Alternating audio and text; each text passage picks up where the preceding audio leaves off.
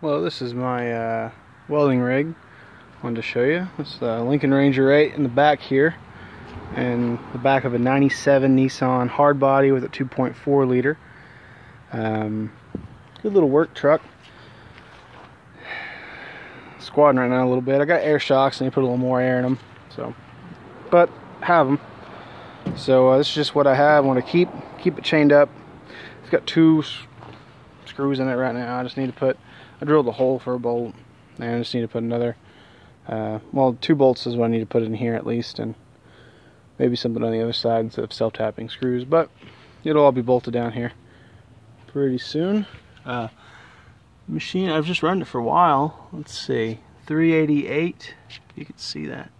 There you go, 388 and 0.4 basically. Runs good, idle, and you know, all that. Idles up, you strike an arc, or I mean, you can have it on high all the time, or you know, I don't see why you would, but it's actually really incredible on fuel. It has a CH18S motor, which had a recall unfortunately for the rocker arms, and yep, mine had a broken one. It's actually how I received it, but that's probably how I got such a good deal on it. But most people would probably, oh, I just made that dog steak. Most people would probably be pissed, but I have very little money in it, so I wasn't. Probably like $550 in this machine. That's it. That's made, or well, all machines really end up buying them, using them for a while. They end up making you a lot more money than what you paid for them, but this one really has. Actually, probably don't even need to choke.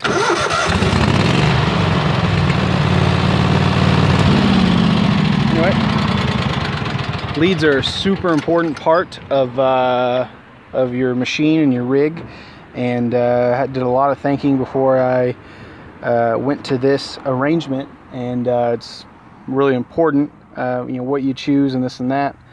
For a long time I had 50-foot 2-gauge leads, and that's all you can really go. This is these are 1/0. These are 1/0 leads, so you really need a whip. Here's my whip. This is a 2-gauge whip, 10-foot long whip. It connects right there, and this is 1/0. Yeah, look at the difference there. Because this is all I used to have on the other, or my other leads are 50-foot long. So each one of these are 50-foot each. There's 4 of them, so there's 2 red and 2 black. But the really cool thing, oh, and by the way, if you're going to go with lead connections, you go with the real nice Linco connectors. Make sure you get the real ones. Some on eBay. I got some fake ones and some real ones, so you do get your pay for. And they're awesome T-style clamp, and I put a hose clamp in there to keep it from coming out. I like that. And yeah, just looking for robust. It's gonna last. That's gonna last forever. You know, many years. And I like the screw style electrode holder too. I feel like it's really robust and it'll last forever too, for quite a while. Anyway, so the really cool thing, there's a couple really cool things about these that that I like. So for one, they're 1/0. So if you had 100 foot of it, man, you know, 50 foot, it's not too horrible to, you know, roll up on the O arm, which is what I did here, and throw them in the O toolbox, which I love. They're out of the weather, they're locked up, they're great.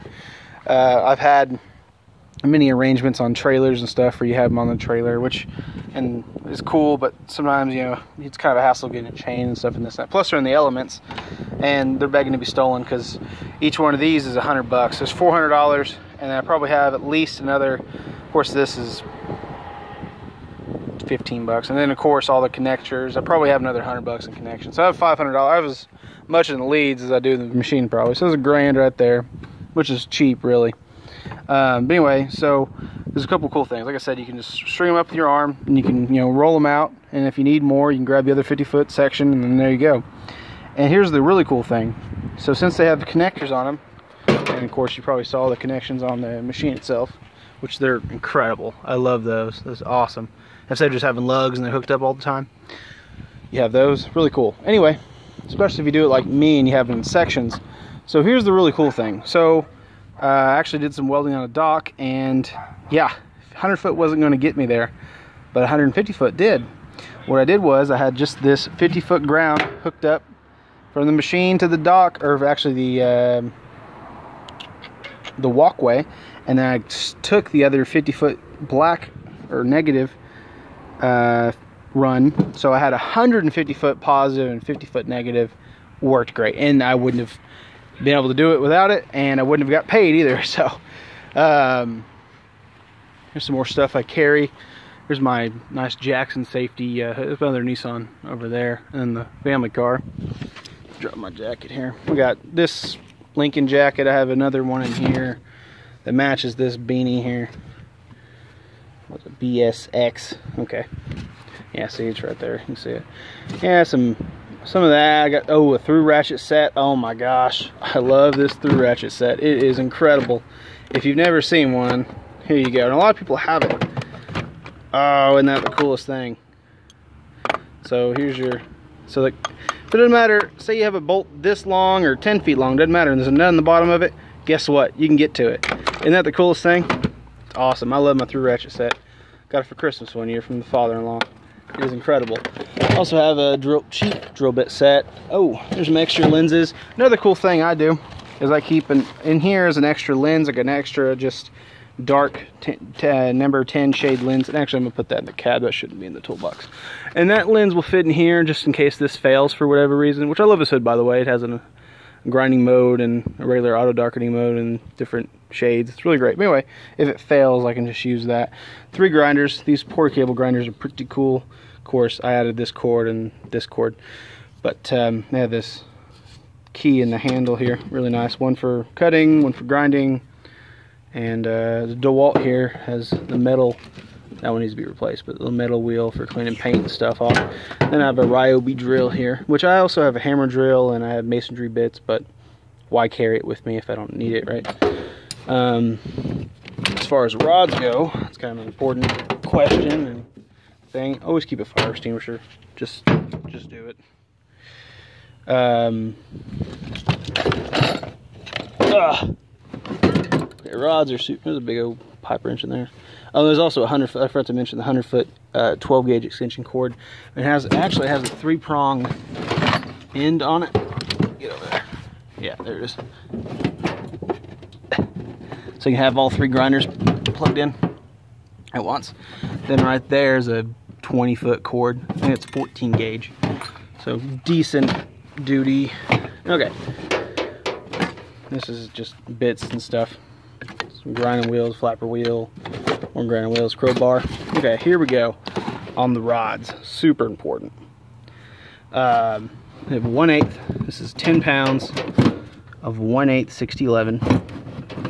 This is 5/32, 7018, and 6011, and then I wrote the amperage ratings for those. And then I have 1/8 and 3/32 7018s. I don't keep 3/32 6011s. I've used to have them, used to carry them. They're useless. I don't see the point.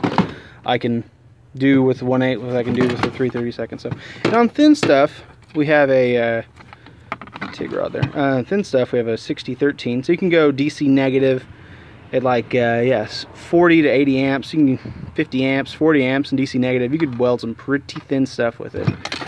So here's my specialty rods. I also have a small torch, like a propane, small propane torch, which you'll need for these rods, because these are the 4043 aluminum. And actually, I think I have 2. Yeah, I got 2 of those. And then I have some cast. Yeah, they're for cast metal. Actually, I should take those out. These things are pieces of junk.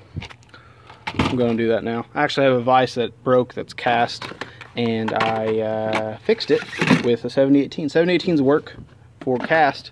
You should preheat, clean the living crap out of it, and control the cooling. So wrap it in leather or whatever, what have you, and or maybe some glove, whatever. It depends on what it is and how big it is and this and that too. But do that, and you'll be able to fix it. I love this. You know what rod you're using or what kind of rods. You can just load up a couple pounds of those, clip that to your belt loop, a bunch of gloves. Let's see, here's how I keep my cutting disc here. Actually, I need to replenish those. I've got just a couple things here and there. Here's the torpedo level.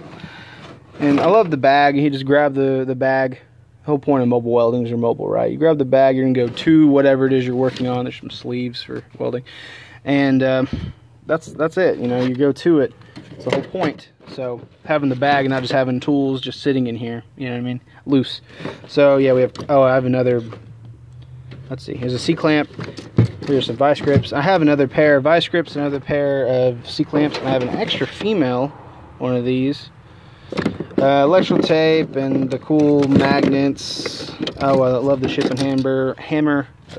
hammer brush combo there. Really nice. Another. I think I have 3 of these. That's what I believe I have. Another tape, 30-foot tape. I got some gloves. Oh yeah, there's my square. There's my B-square and square. Gotta have those. Do all my own fitting and stuff, so gotta have that. There's a regular, just cheapo, got a story behind this, a cheapo level. And some drill bits, a big file. There's another file right here. Oh, here's my screwdriver file. There we go. Flathead, and I should have a flathead and a Phillips. Dikes, I think, yeah. Dikes, channel locks, pliers, crescent. You know, all that good stuff. And this will get more full depending on what the job is. Bunch of soapstones. There's also the cool you know, Torx heads and Allen wrenches and just everything you can imagine here for marking whatever it is. You know, a little punch and everything. Box knife, just everything for marking. Everything. Some extra tape and stuff in here, little brushes and whatnot, and there should be like bolts and nuts and crap. Yeah, hose clamps. Oh, hey, more disc. Stuff like that in there. Some more tape down there, but that's about it. I do have some more tools in the cab, a couple of bags just full of tools in there as well. It's also good to have the have this for your invoices. My pen disappeared, but yeah, have that for invoices and stuff. Try to be as professional as you can. But yeah, those are junk. These 718s work just as good.